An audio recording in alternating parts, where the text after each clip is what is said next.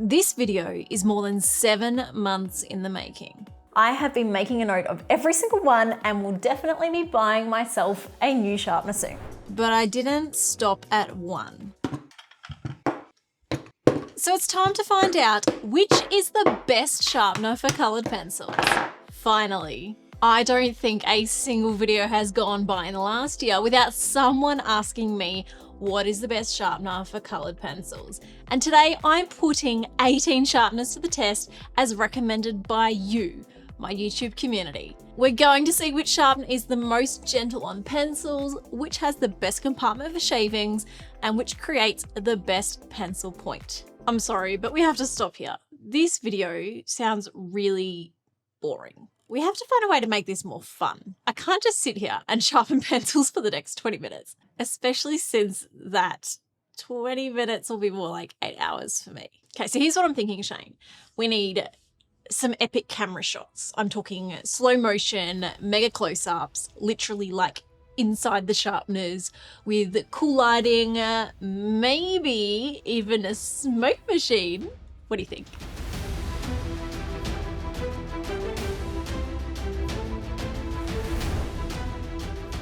Okay, I think we can work with this. Welcome to our sharpener lab.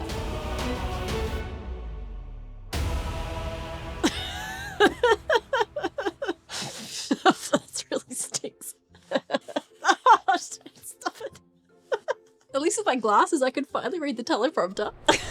I've got over 250 pencils here from the dollar store to run our sharpeners through a series of challenges and tests until they can't take it anymore. And the losing sharpeners won't just be eliminated, they'll be destroyed. I'm just kidding. No sharpeners will be harmed in this video. I hope. In fact, I've probably gone too far in overhyping this video now. And while there are hundreds of sharpeners available online, today I've chosen my sharpeners based on your recommendations. We're looking specifically at manual sharpeners, not electric, with a range of both handheld and desktop options to compare. First up, the handheld sharpeners. We've got 2 Staedtler sharpeners, a faber-castell, Prismacolor, Boss Stitch, and the Come 4-in-1, all under $10 and easy to use. With a few extra features, we then have the Teagull and Cazul adjustable sharpeners, along with the Come 2-step and Apsara long point sharpeners.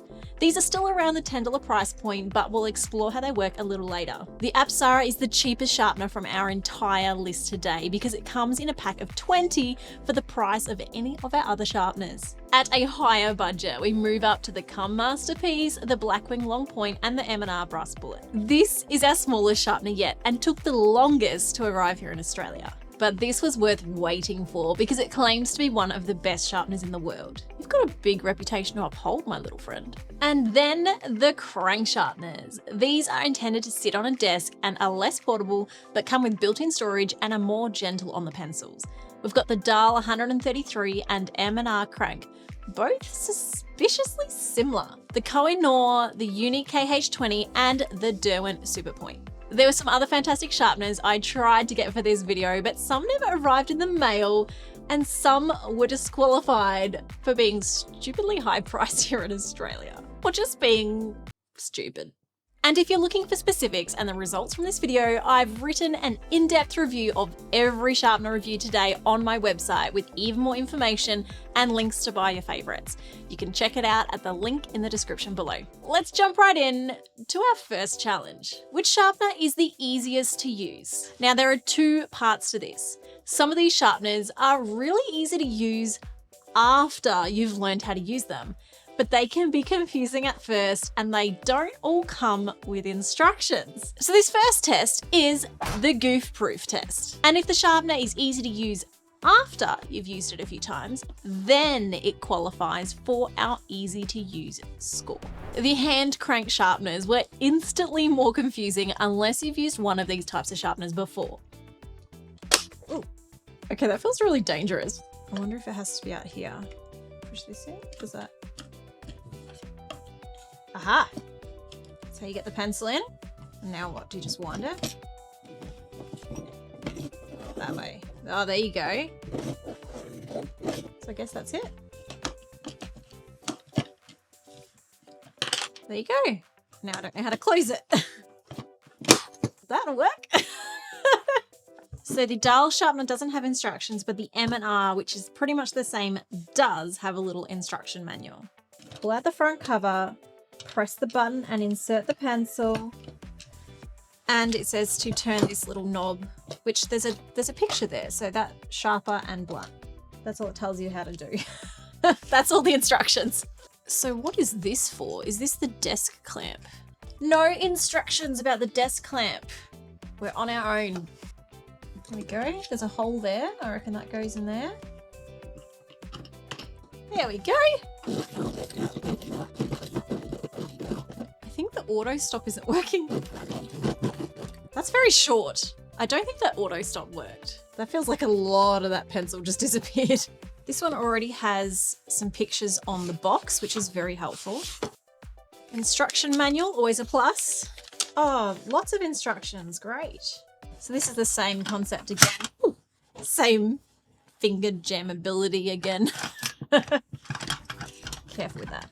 To remove handle and clean blade, twist the handle base anti-clockwise.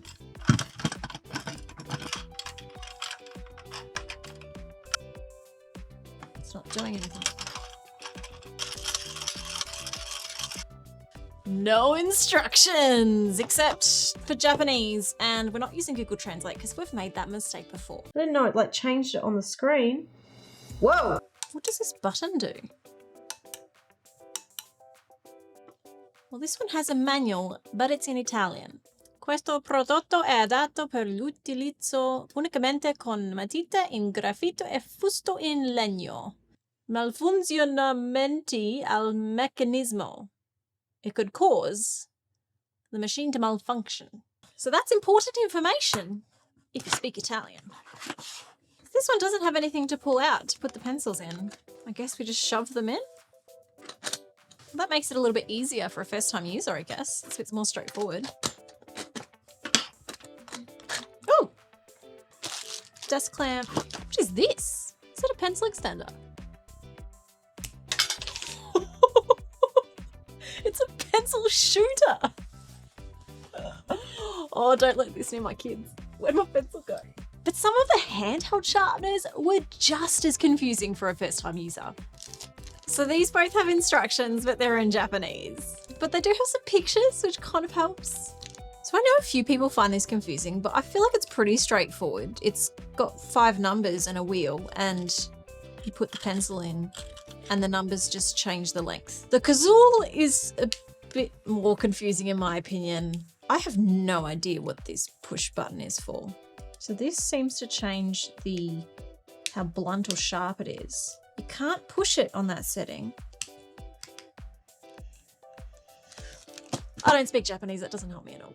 After actually learning to use these pencil sharpeners, the crank sharpeners became some of the nicest to use because they were more gentle on my hands, especially after sharpening for a few hours. The Koh-i-Noor was the worst performing in this category for the crank sharpeners because while it was easy to understand, the tray kept getting stuck and the pencils took more force to remove than the other sharpeners. I also found the Prismacolor and faber-castell sharpeners more frustrating over time because the compartments were confusing to empty. I kept accidentally opening the shaving compartment instead of the sharpener on the faber-castell, often because I reassembled it the wrong way, and it wasn't clear to me that the Prismacolor lid was only supposed to go on one very specific direction. I assumed it was circular so it could fit any way. A simple marker or flat edge would make this much easier. And I still have no idea what the little button on the Kazul sharpener is supposed to do, but it's fun to push. It's time for our next challenge.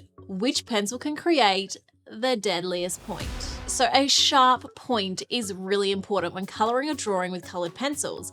However, the actual length or angle of your point will depend on your style, technique, and the brand of pencils. Pencils with a hard core like Faber-Castell Polychromos or Crayola will handle a much longer point and finer tip than a soft core like the Prismacolor Premier colored pencils. You can still sharpen them to a sharp point, but the angle will be different, and this is where I like to have a sharpener that gives me options. I love a long sharp point when my pencils can handle it, but not all of my pencils can handle it. Some of these sharpeners offer multiple sizes or adjustable settings so you can create a different length. If you're wanting a crazy sharp long point, the Come Masterpiece and Uni sharpeners performed the best, with the Derwent Superpoint and little Apsara coming in at a close second. What I found the most interesting about this is that almost all of these adjustable sharpeners don't actually change the angle of the point. They just change how sharp the point is, with one exception. The T-Gal. This appears to be the only truly adjustable sharpener from all of these that actually offers different angles. Some of these other sharpeners offer multiple hole sizes, so using the larger hole will give you a shorter point on a typical pencil, but the crank sharpeners with adjustable sizes actually don't change the angle of the point. They just create a sharp or dull point. But the T-Gal offers the biggest range of sizes in a single sharpener. I'll put a close-up of this on the blog. Challenge 3. I tested these sharpeners against a brand new unsharpened end of a pencil to see which sharpener would waste the least amount of cord to create a decent point. I've heard it said many times that crank sharpeners reduce wastage. In fact, it's one of the biggest reasons people choose them over handheld sharpeners. So I was a little confused and surprised at today's results. Now, these results are not scientific in any way, but I've tried to keep this test as fair as possible and as accurate as I can. I've sharpened until I got a point. I didn't wait for the automatic stop for the sharpeners that had it available, and most of the sharpeners performed about the same. The longer point sharpeners had more core wastage, which is to be expected, but what concerned me the most is the amount of shavings in these crank sharpeners when you actually pull it out and compare it to the other sharpeners here. It looks like less in the sharpener itself because it's compressed to a fine dust, but side by side, I'm not convinced anymore. One thing is for sure though, the crank sharpeners are all definitely more gentle on the pencils than many of these other options, and I'll talk more about that soon. But if I had to pick a winner from this round, it's a hard call, but I'd say the Cazul comes in first place, with second going to the T-Gal and third to the Prismacolor. The Derwent Long Point comes in last. And Apsara definitely produces the prettiest pencil shavings. We're coming up to the final round, but first I wanted to see which of my pencil brands these could handle, because there's no point in buying an amazing pencil sharpener that doesn't even fit your pencils. Prismacolor, Crayola, and other standard size pencils fit in all of these sharpeners. Most hexagon-shaped pencils are also this size and won't have any trouble in these sharpeners. Then there are a range of brands that have a slightly thicker barrel, like the Holbein, Derwent Coloursoft, Caran d'Ache Luminance, Arteza Expert, Derwent Lightfast, and Polychromos. These still fit in most sharpeners except the Blackwing, and they were quite a tight fit in the Apsara Long Point. The square brute thinner pencils were a little trickier, eliminating 6 of our sharpeners, including the T-Gal, the Come Two-Step, the Blackwing, and the Brass Bullet. They worked in the Twist and Sharp, but not very well, and they got stuck in the Uni Crank. And if you're looking for a sharpener that can handle jumbo-sized pencils like the Lyra Giants or the Cretacolor Megacolor, your options will shrink very quickly. There were only 6 sharpeners that could handle pencils this large, including the Staedtler, Faber-Castell, Twist and Sharp, Come 4-in-1, Dial 133, and the M&R Crank. In fact, these were the only sharpeners that could handle every type of pencil I tried. I'll include all that info again on the blog at the link below. Now it's time for the final marathon. I've got a lot of pencils here to sharpen, and I want to see how these sharpeners go over a long period of time. Although based on the blisters starting to form on my hands, I'm not sure if it will be all that long. How quickly do their compartments fill up? How often do they break pencils? How easy are they to use? How comfortable are they on my hands that are already really sore? Wait, why did I think this was a good idea? I've already taken some of these sharpeners for a test run over the past few months, so I do have a few favorites in mind, but I'm ready to be proven wrong as I take on this challenge today. These desktop crank sharpeners tend to be more gentle on the pencils and definitely more gentle on my hands, although they are more complicated to use at first and more expensive.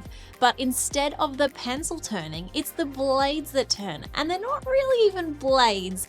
They are more like cylinders with sharp ridges that rotate around the pencil and slowly grind down the pencil as they turn. So if you've got fragile pencils that break a lot in regular sharpeners, these are the way to go. I mentioned at the start of this video that the Dial 133 and M&R crank sharpener were very similar. And after looking at these closely, I've come to the conclusion these are the same sharpener. Everything about them is identical, and any difference in performance is probably just because I've been using them both for a while now. So if you can't get your hands on one, look out for the other. While I'm on the topic of crank sharpeners, let's compare the Uni and Derwent sharpeners.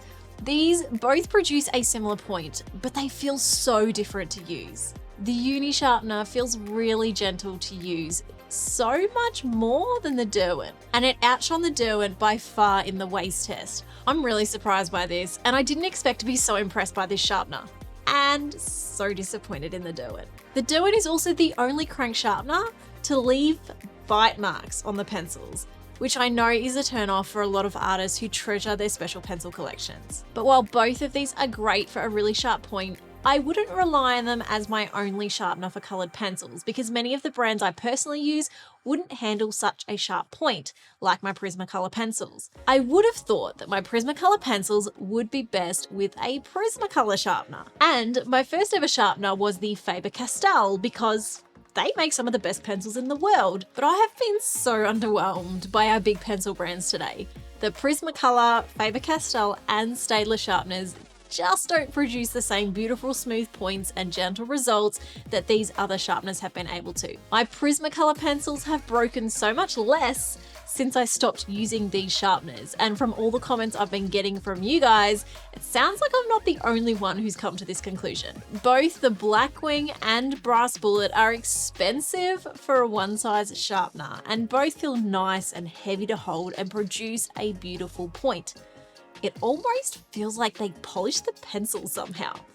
But both of these feel better suited to graphite pencils. In fact, I think that's what they are designed for. They are beautiful quality, but they aren't versatile enough for coloured pencils, in my opinion. At the other end of the quality scale, we have what feels like the cheap of the cheap, the Teagull and Cazul, that feel light and flimsy and yet somehow have performed better than most of our leading brands through many of the tests today. When I first opened the Teagull, I thought it was a cheap novelty sharpener, but wow, I have been impressed. It seems to be a lot more gentle on the pencils than any other handheld sharpener, and I love the adjustable angle of the point that I haven't seen anywhere else. It doesn't have a lot of compartment space, so I've been guilty of cramming a lot of shavings in here to the point that it stops working. But it is easy to empty, so maybe next time I should just buy a clear one and make that easier on myself. The Cazul is good too, but it adjusts the point from sharp to dull instead of the angle, so it's not as appealing to me personally. Have I talked about these 2-point sharpeners yet? Both the Cum Masterpiece and the 2-step long point sharpener work in a similar way. They have 2 holes, but they are not for 2 different sizes. Instead, it's a 2-step process. Step 1, the first blade removes the wood around the pencil while keeping as much of the core untouched as possible. This leaves you with a very long exposed core, and it looks a bit weird. The second blade gently shaves the core to a point. This kind of sharpener gives you a lot of control and allows for an extremely long point compared to our other brands. And it does have an automatic stop function, although you can choose to stop sharpening earlier to save a bit more pencil if you don't need the extremely sharp point. Speaking of auto stop, quick tip, don't always rely on it. Even the best sharpeners can fail at times and eat an entire pencil because the auto stop function fails. Almost all of my crank sharpeners have failed at least once in this testing, so use your own discretion as well. We've covered a lot in this video, so save it for later and come back whenever you need a refresh. But also, check out the blog post in the description where I've included even more details of each sharpener tested today. Here are my personal thoughts. Your choice between a handheld or a desktop sharpener will depend a lot on where you like to colour and your budget. But overall, the crank sharpeners do tend to be more gentle on the pencils and give more control when sharpening. I like having a desktop crank sharpener when I get a new set of pencils because there are just too many pencils to sharpen without getting sore hands from any of these handheld options. And my favorite desktop sharpeners are the Dull 133 and the M&R. Like I said, they are identical twins. I do like the Uni KH20 as a long point sharpener if this was something I was expecting to use often. It felt really nice to use and it gave a really nice point. I also like the option of a handheld sharpener because I'm not always at my desk, and my favorite is still the Kurzauer Stad T-Gull. This has been my favorite sharpener since I bought it a few months ago, and today's results just affirmed this even more. This little guy can do so much and it's perfect for my Prismacolors. I also think the Come Masterpiece or Automatic 2-Step make for the best handheld long point sharpeners. Your choice between these will depend on your budget and whether you want the attached compartment. The Apsara was a surprising little find for the budget price, especially if you can find some friends to share your set of 20 with. So this comes in with an honorable mention as a wonderful budget long point sharpener. If there's another sharpener that you'd like me to review, do not let me know in the comments because I am not doing this again. But please check out my playlist here full of other comparisons like this on the best paper, colored pencils, blending tools and more, and share this video if you found it helpful. Welcome to the Sharpener Games.